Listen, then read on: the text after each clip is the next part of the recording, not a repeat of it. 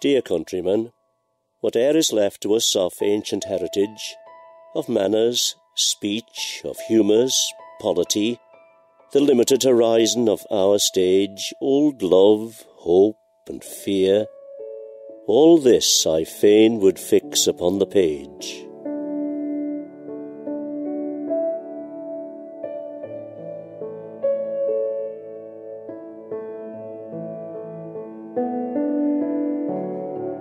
Hello and welcome to this week's edition of In Their Own Time. I'm John Kennaugh. On the programme, we'll hear about times past, the people of old, and the changes in the landscape around us. Today we meet Ian Quayle, a man who knows the Portsodrick area so very well. I met him on the very farm where he was born. You're at Ballacraggan Farm, Portsodrick, 2 miles out of Douglas. My father used to think it was the apple of his eye. You could walk there, and it's a lovely south-facing farm, and it's been in the family since the day I was born. That was what my father said. He actually bought it that day, but he actually had rented it just a little bit before that. So you would start to grow up here, Ian. What sort of farming do you remember being done here? What were the enterprises then? Well, it was the wartime, if you remember. By the time I can put much colour on it, you always had a percentage of your farm was always in grain. So you had about a 5 or 6 year lay where it was in grass, and then you ploughed a field up and had it in, it was all oats in them days, because the land really was quite sour, what they call, and it was short of lime, and there was no method of spreading lime as they came in later. And so we always had a field of grain, and then a green crop field, which was turnips and potatoes, and then a field of oats again to sow the land down. And what sort of livestock would you have on the place in those? What do you remember first, Ian? Well, there's 2 cow houses there. There's one that holds 10 cows and the other held 6. And that was what they classed as quite a big herd. And a stable alongside, and that had 6 cart horses. Do you remember horses here? Oh, remember them. Lived with them. Did you work horses? I worked horses. I actually, when I was about, in 1946 it was, 47, the year after the first show, I would be about 8, 9 at that time, and my father had actually been to the show that first year, and he'd done very well with his horses. The show was at the nunnery just down the road from here, and my father was on his... Well, he had somebody working for him, but the blacksmith at that time was John Kennaugh up at the Cool, and he was one of these sort of fellas, young fellas can't get up in the morning. So my father says, well, I don't think I'll be able to get shown this year because I've got nobody to get the horses there, because it was all hand milking, like all these cows, all hand milking. So I said I would take them to the smithy to get them shod. I remember getting up there one morning, and this would be about, well, it was before 6:30 anyway, and he told me to be up there for 7 o'clock. So I was up there, and I'm tied to the horse to the door of the smithy, and I couldn't find a soul around, and I goes and knocks at the door, and in a few minutes John comes triddling down. What do you want, young fella? I said, I've come and brought the horse to get shod. Oh, yes. So I was thinking he was going to go out and shoe this horse for us while I was there. But no, he went and got his boots on. Then he had to go out and get the cow in. So he had the cow in the field. So he had to go and gather this cow in, and then tie the cow up, sit down and milk it, all by hand. He then had to measure the milk into a jug for the house, and then give the rest to 2 calves that he had. Then we had to go in for breakfast. Time we got round to it was well after 8 o'clock. And then he has to light the fire of the furnace and get the metal and make these shoes, because remember the shoes for the horses were a lump bigger for showing than they are for working. So they had to make these shoes, had to twice as big and twice as much money. They were keen on horses around here, weren't they? Dougie Moore and your father. Callows were, yeah. Callows were. Keggins over at Cronkbane. Every one of us round about here all had cart horses. They were all Clydesdales.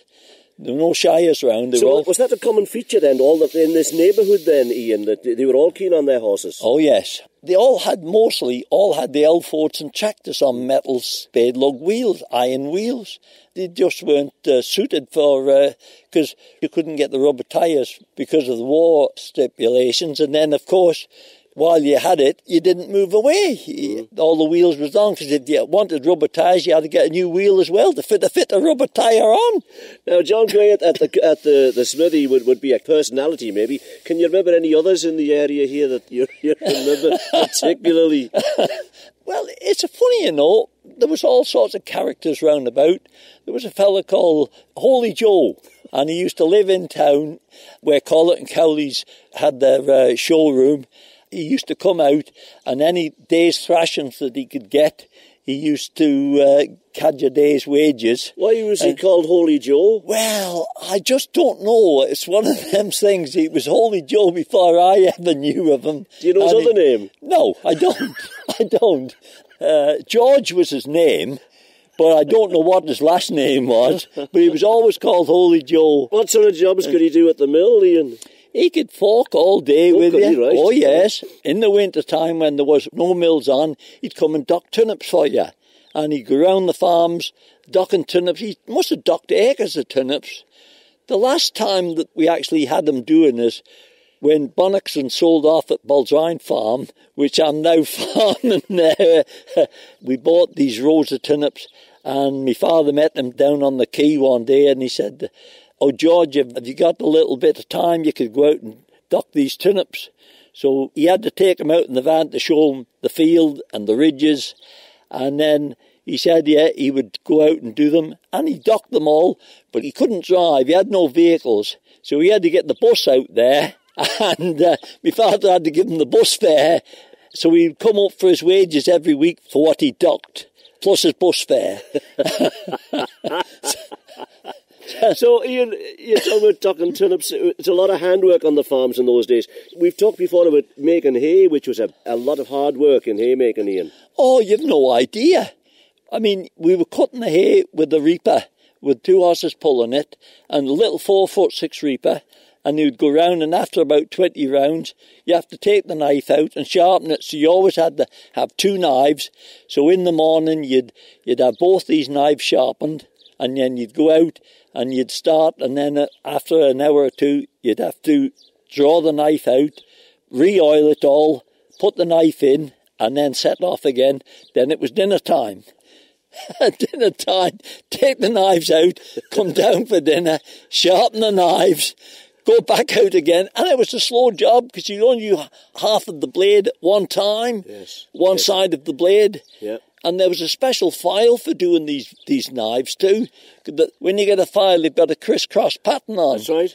But on a file for doing reaper knives, the grooves in the file only went one way. That's right, they did. Or a carborundum stone you'd use, Now, there was a man once said that the farmer never started doing a job because it was ready to do. He'd started because his neighbour was doing it. Yeah. And you could look round here and you could see exactly what your neighbours were doing. Was that true? Well, to a degree. There was always one or two that were the first, and there was always one or two that was the last. Was it the same people every year? Every year. One of the neighbours my mother used to say, he'll be the last. He's always a half a season behind everybody else. But the funny thing is, the word at the time was, you should never be the first to sow anything, and should never be the last. That's right. But there was always these people that were the first, and they were the last. So who else did you look out on here? And you got a tremendous view here from this farmyard. Who else did you look out on? Well, if you go to the top of the fields here, you get the house coming through, which is Upper Howe, which Callows was in, and then there was Dougie Moore that was in the Nunnery Howe, and then there was Harry Hampton. You remember Harry Hampton? That was another personality, wasn't it? He was a tremendous good friend, he was. Yes. He would help us out with anything. And, where was he then, Ian? Well, he came from the Rock, and then he came to Walbury. he was in there for quite a while, and then age got a better of him, and he was never married. His mother was looking after him and his sister Ivy, and then Ivy got married and his mother died, and that's a story of life, isn't it?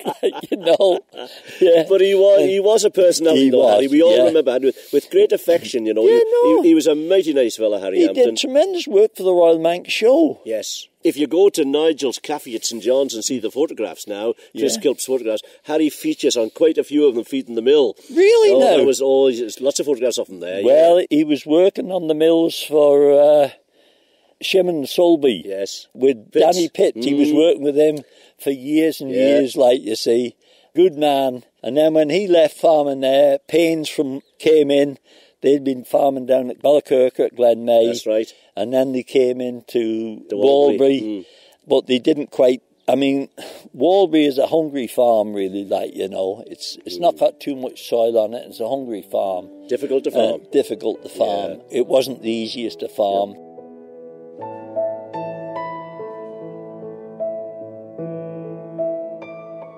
You're listening to In Their Own Time with me, John Kennaugh. On this week's programme, we're talking to a man who has fond memories of growing up in the Port Sodrick area, Ian Quayle. Tell me what else we can see here. Is this Oak Hill Chapel down in the trees here? That's Oak Hill Church. Right. Chapel is at the top of the hill. Aye.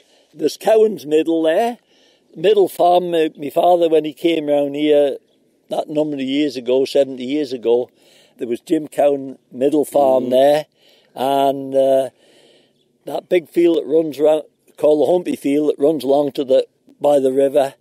If you want to cut that, he was cutting it with the binder.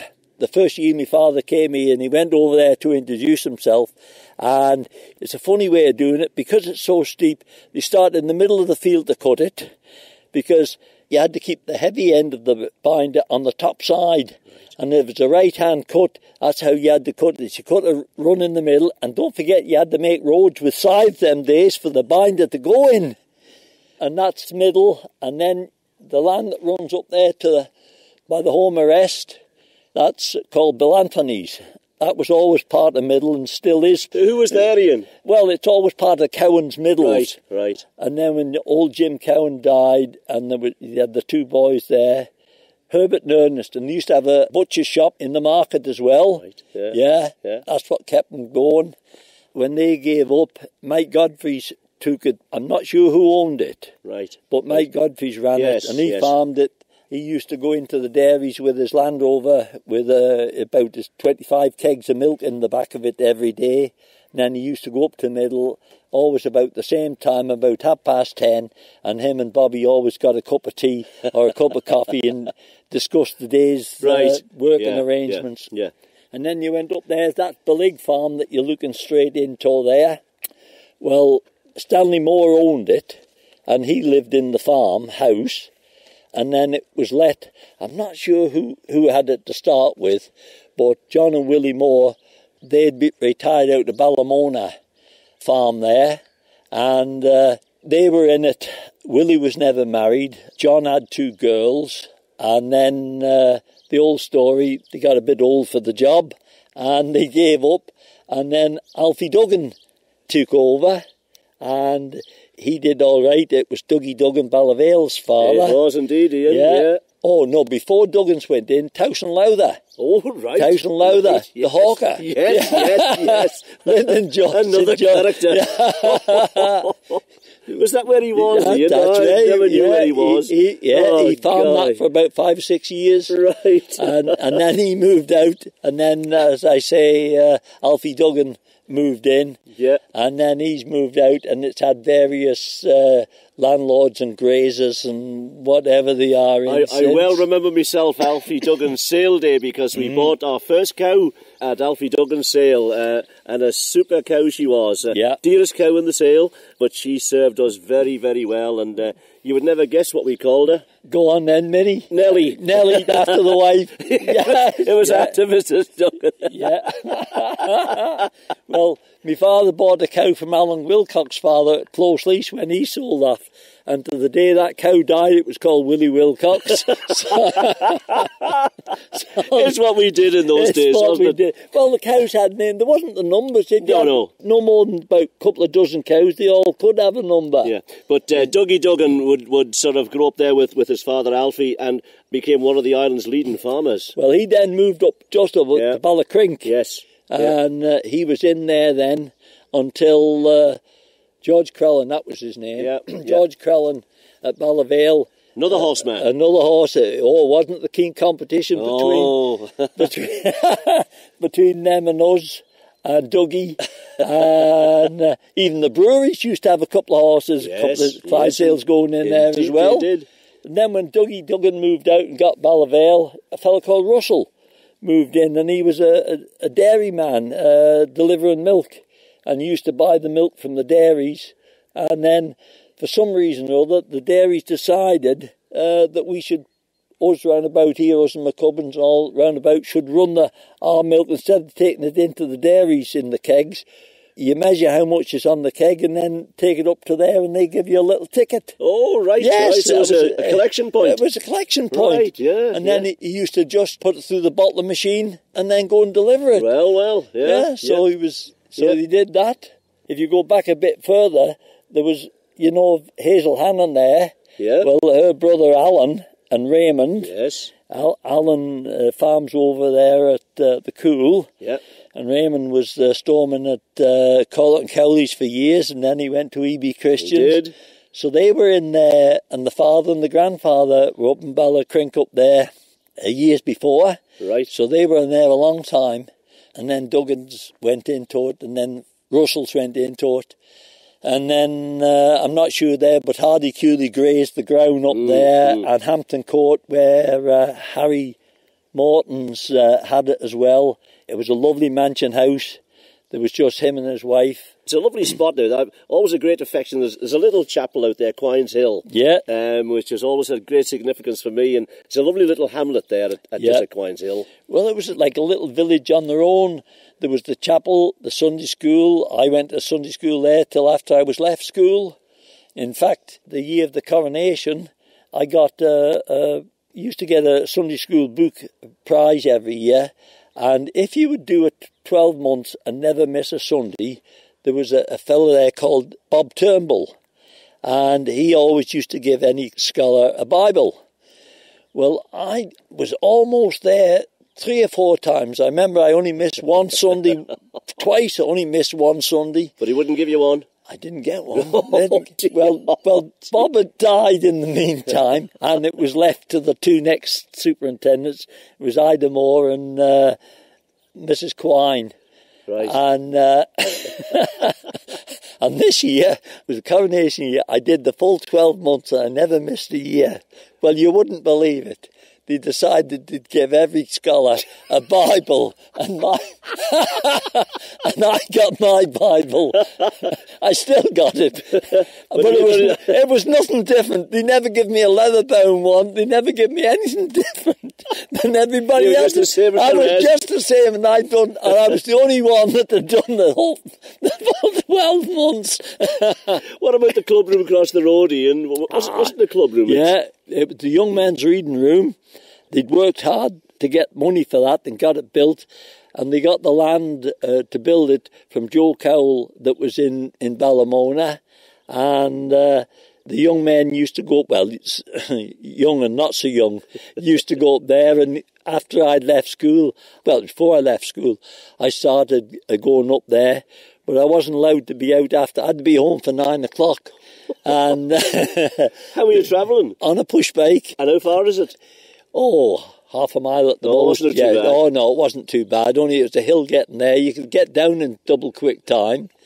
But there was a fella called Tommy Corkle. He was the caretaker. He'd been working for Moores in Ballamona there.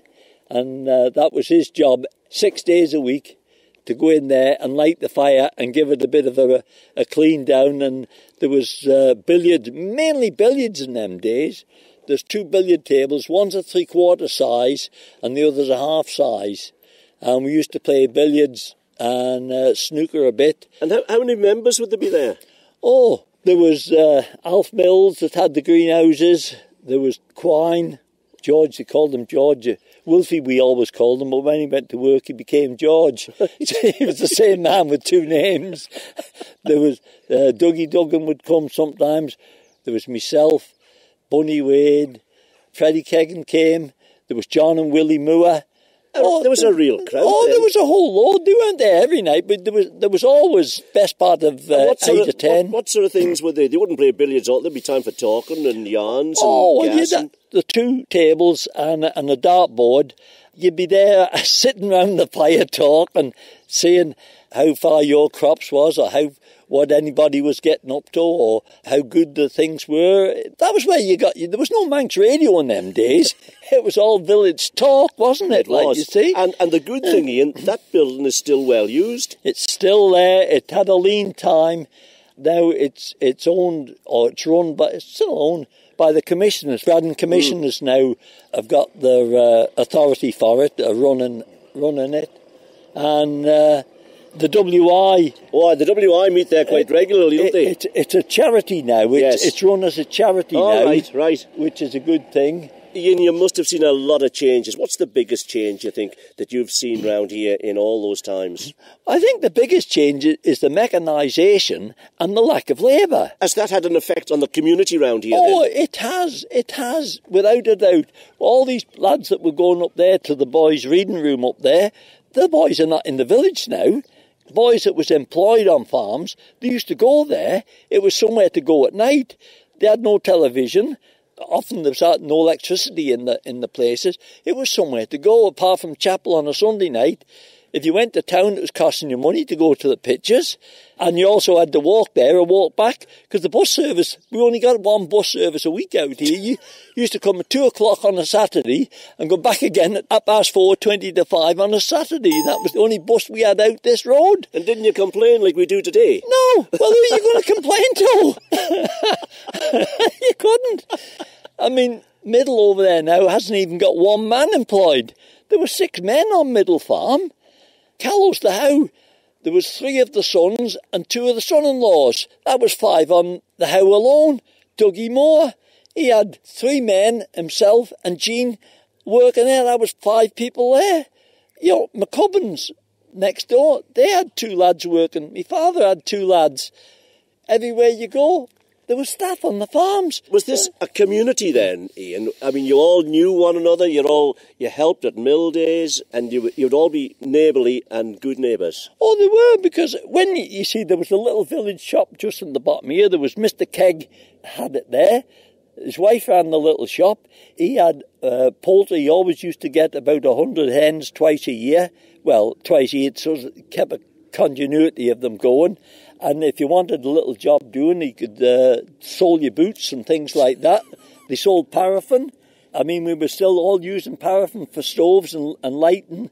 Aladdin lamps and Tilly lamps, Hurricane lamps, all ran on paraffin. You used to go there to get it. So you could get your cigarettes, your crisps, your sweets, paraffin, eggs, you name it, you could get it there. You go to the top of the hill, it was the same. They had the village shop there. Ian, were they good times? Marvellous times. There was loyalty between everybody. Everybody looked after one another. If you weren't well, my father used to go around, and anybody that wasn't well, he'd give them a few eggs or a few spuds or whatever, and everybody did the same, They would never see you stuck.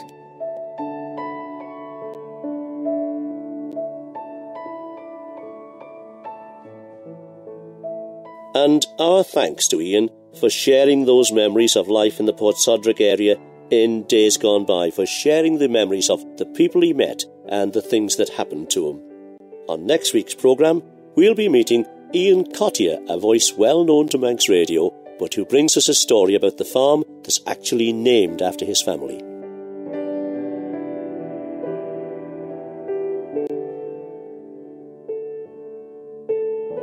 That so the coming age, lost in the empire's mass, yet happily longing for their fathers, here may see as in a glass what they held dear. May say, 'twas thus and thus they lived, and as the time flood onward rolls, secure an anchor for their Celtic souls.